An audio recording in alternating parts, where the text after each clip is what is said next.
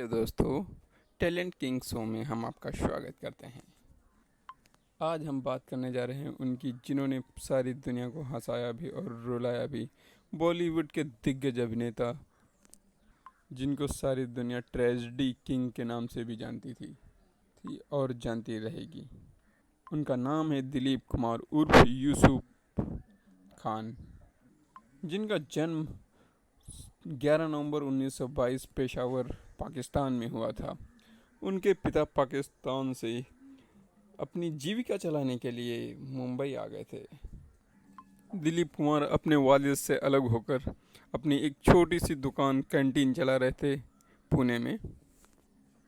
एक दिन कुछ ऐसा हुआ, बॉम्बे टॉकीज की ऑनर देविका रानी उधर गईं और उनकी नज़र दिलीप कुमार पे पड़ी, जो कि काफ़ी अच्छी इंग्लिश बोलते थे। देविका रानी ने वहीं पे उनको ऑफ़र दे दिया कि क्यों नहीं तुम बॉलीवुड में एक्टिंग ट्राई करते हो। उन्होंने अपने ऑफिस का एड्रेस दिया और कहा, तुम कभी भी आना, मेरे मुंबई आओ और मुझे ऑफिस में मेरे आके मिलो और वहीं से हम शुरुआत करते हैं तुम्हें तुम्हारी ज़िंदगी की एक नए दौर की। बताएंगे हम कि आप क्या कर सकते हैं। उसके बाद जब वो डीके साहब दिलीप कुमार उनके ऑफिस पहुंचे तो उन्होंने उन्हें अपने ऑफिस में स्क्रिप्ट राइटर के तौर पर रख लिया और उसके बाद उन्होंने उनके कहने पे, देविका रानी जी के कहने पे, उन्हें ज्वार भाटा में एक ब्रेक मिला। ज्वार भाटा इस कुछ कमाल नहीं कर पाई सिनेमाघरों पे, लेकिन दिलीप कुमार हार मानने वालों में से नहीं थे। उन्होंने टिके रहे, डटे रहे। उसके बाद उन्होंने अपने कैरियर की शुरुआत ज़बरदस्त तरीके से की। उन्होंने एक्टिंग में पैर जमाना शुरू कर दिया और राजकुमार अपने छोटे मोटे काम करते रहे। इसके बाद 1949 में आई फिल्म अंदाज, जो कि बहुत सुपर हिट साबित हुई और वो super hit film Raj Kapoor के साथ थी, जिससे उनको रातों रात स्टारडम उनको मिल गया। इस फिल्म के बाद उन्होंने कभी पलट के नहीं देखा। इसके बाद 1955 में विमल रॉय की फिल्म देवदास ने ऐसा दौर चेंज किया उनका। इस तरह से उन्होंने एक्टिंग की, इस तरह से उन्होंने कैरेक्टर को प्ले किया कि लोगों को उन्हें बॉलीवुड का निक नेम देना पड़ा। इसी फिल्म से उन्हें ट्रेजेडी किंग के नाम से बुलाने जाने लगा। लोग इसी नाम से जानते थे। लोग दिलीप कुमार कम कहते थे और ट्रेजेडी किंग के नाम से ज़्यादा जानने लगे लोग, और इसी नाम से लोगों ने उन्हें बुलाना चालू किया। इसके बाद उन्होंने एवरग्रीन फिल्म मुगले आज़म में बखूबी सलीम जावेद का किरदार निभाया और बहुत अच्छी भूमिका निभाई और मधुबाला के साथ उनके ऐसे सीन प्ले किया कि लोगों को दिल तक टच कर दिया गया। लोगों के दिलों में आज भी उनके प्यार की निशानी या कहानी मौजूद रहती है और उस फिल्म के काफ़ी सारे डायलॉग लोगों की ज़ुबान पे हमेशा बने रहते हैं। जिसमें से एक डायलॉग मैं आपको बताता हूँ, जो पृथ्वीराज कपूर जी बोलते हैं, अगर ऐसा ना हुआ तो सलीम तुझे मरने नहीं देगा और हम तुझे जीने नहीं देंगे, अनारकली। तो दोस्तों, कुछ इस तरह के सीन और डायलॉग्स थे। इस फिल्म को बनाने के लिए 14 साल लगे थे। इस फिल्म को डायरेक्ट किया था के आसिफ ने। 14 साल कुछ इस तरह लगे थे क्योंकि इस फिल्म को फंडिंग नहीं मिल पा रही थी, जिसके कारण इस सेट को इतना ज़्यादा डेकोरेट किया गया था, इतना बड़ा सेट लगाया गया था कि इसको नुमाइश के लिए रखा गया और इससे जो रेंट आता था नुमाइश के लिए, पिकनिक के लिए, जो लोग इसे देखने आते थे वहाँ से कुछ पैसा आता था। उसके बाद ये फिल्म में काम हुआ, इसीलिए इसे 14 साल लगा था। के आसिफ की एक इकलौती ऐसी फिल्म थी जो 14 साल में बनी और आज भी लोगों के दिलों में राज करती है ये फिल्म। इस फिल्म को 2 बार रिलीज किया गया था, एक बार ब्लैक एंड वाइट और उसके बाद 2002 में इसे कलर कलेक्शन करके उसके बाद री रिलीज किया गया और सुपर डुपर हिट साबित हुई। दिलीप कुमार एक ऐसे एक्टर थे जिनका स्टेटस कोई नहीं हिला पाया। Angry young man Amitabh Bachchan ने भी इनका कोई कुछ भी स्टेटस नहीं हिला पाया। इसका एक साधारण सा एग्जाम्पल है शक्ति फिल्म, जिसमें अमिताभ बच्चन जी ने दिलीप कुमार के बेटे का रोल किया था। फिल्म में कुछ इस तरह से कैरेक्टर में काम करते थे कि वो पूरे के पूरे कैरेक्टर में डूब जाते थे।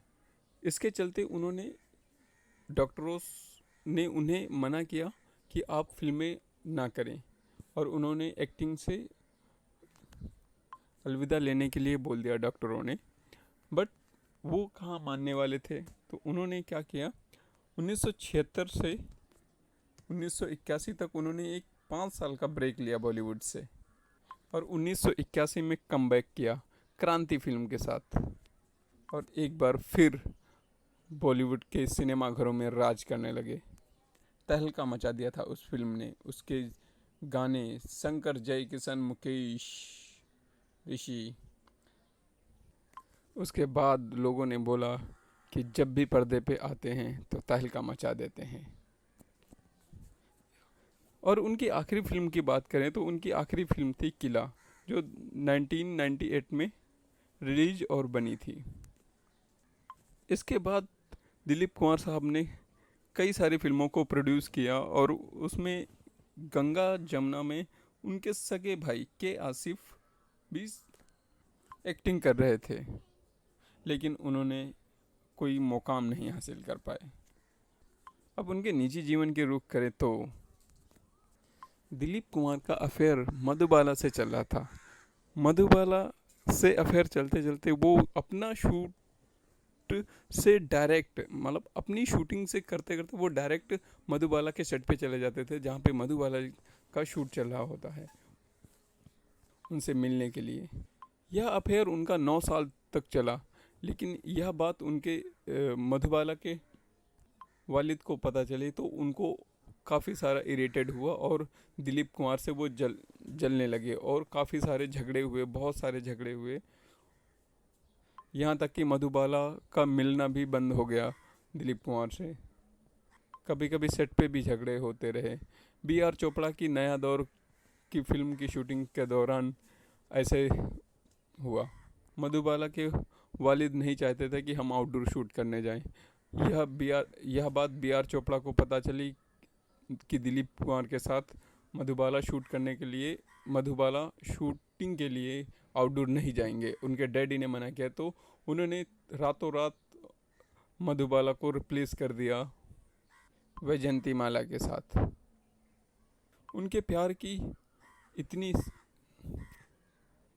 चर्चा हुई और झगड़ा हुए कि उनका केस कोर्ट तक पहुंचा और दिलीप कुमार साहब ने कोर्ट में भी बोल दिया कि मैं मधुबाला से प्यार करता हूं और करता रहूँगा।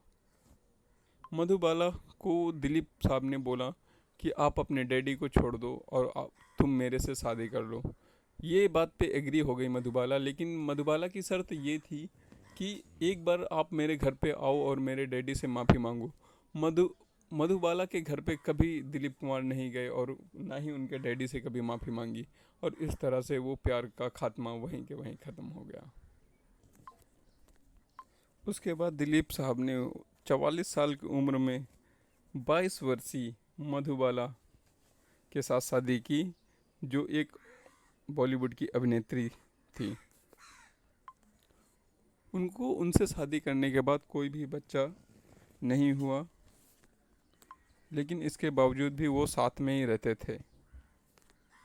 इसके चलते दिलीप कुमार साहब ने 2 साल के लिए एक और से शादी की कि हमें कोई बच्चा हो, लेकिन ऐसा ना हो पाया। उससे भी वही प्रॉब्लम थी बच्चा ना होने के कारण, दिलीप कुमार साहब फिर उस औरत को छोड़कर सायरा बानू के साथ ही रहने लगे और उन्होंने अपनी आखिरी सांसें सायरा बानू के साथ ही निकाली। दिलीप कुमार वर्ल्ड में सबसे ज़्यादा अवार्ड विनर व्यक्ति थे, जो Guinness of world of book में उनका नाम आज भी दर्ज है। ये रिकॉर्ड आज तक कोई नहीं तोड़ पाया। दादा साहब फाल्के पुरस्कार, नॉमिनेशन, यहाँ तक कि पाकिस्तान का भी उन्हें सर्वोच्च नागरिक का एक पुरस्कार मिला और यह गिनीज ऑफ बुक का रिकॉर्ड आज भी कोई नहीं तोड़ पाया है। और अब 2021 कुछ ऐसा बन के आया कि इनकी काफ़ी दिनों से कुछ तबीयत ख़राब चल रही थी। दरअसल इनको सांस की बीमारी थी, जिसके कारण इनको ज़्यादातर हॉस्पिटल में ही रहना पड़ता था। और 7 जुलाई 2021 ऐसा दौर बन के आया कि उन्होंने अंतिम सांसें ली। महज 98 साल की उम्र में अपने मुंबई के घर में उन्होंने अंतिम सांसें ली और इस दिन उन्होंने सारी दुनिया को अलविदा कह दिया और बॉलीवुड ने एक अपना ट्रेजेडी किंग खो दिया। आज दिलीप कुमार साहब ने 40 के दशक से शुरुआत की थी और 80 के दशक तक बॉलीवुड पे दबदबा बना के रखा था। मैं महज 62 फिल्में, मतलब 62 फिल्में की थी, जिसमें से मोस्टली ऑल हिट थी। दिलीप कुमार की ज़ुबानी उन्होंने कुछ अपने अंतिम शब्द इस तरह बयां किए। मेरे बाद अफसाने बयां होंगे, मेरे बाद अफसाने बयां होंगे, लोग हमें ढूंढेंगे मगर हम न जाने कहाँ होंगे। एक बार और, मेरे बाद मेरे अफसाने बयां होंगे, मेरे बाद मेरे अफसाने बयां होंगे, लोग हमें ढूंढेंगे मगर न जाने हम कहाँ होंगे। तो ये कहानी थी हमारे ट्रेजेडी किंग की, मिस्टर दिलीप कुमार की, जो आज हमारे बीच नहीं रहे। आप हमें बताएं कि कमेंट करके कि उनकी बहुत सारी फिल्में हिट थी, आपको उनका कौन सा गाना आपको पसंद है, आपको कौन सा उनकी फिल्में आपको पसंद हैं जो आप लाइफ टाइम देखना चाहते हैं या देखते रहते हैं। Thank you for watching and giving your time. Please share this video and subscribe and thumbs up. Channel की ग्रोथ के लिए आप फीडबैक दे सकते हैं हमें कमेंट में। हेलो दोस्तों, टैलेंट किंग शो में हम आपका स्वागत करते हैं।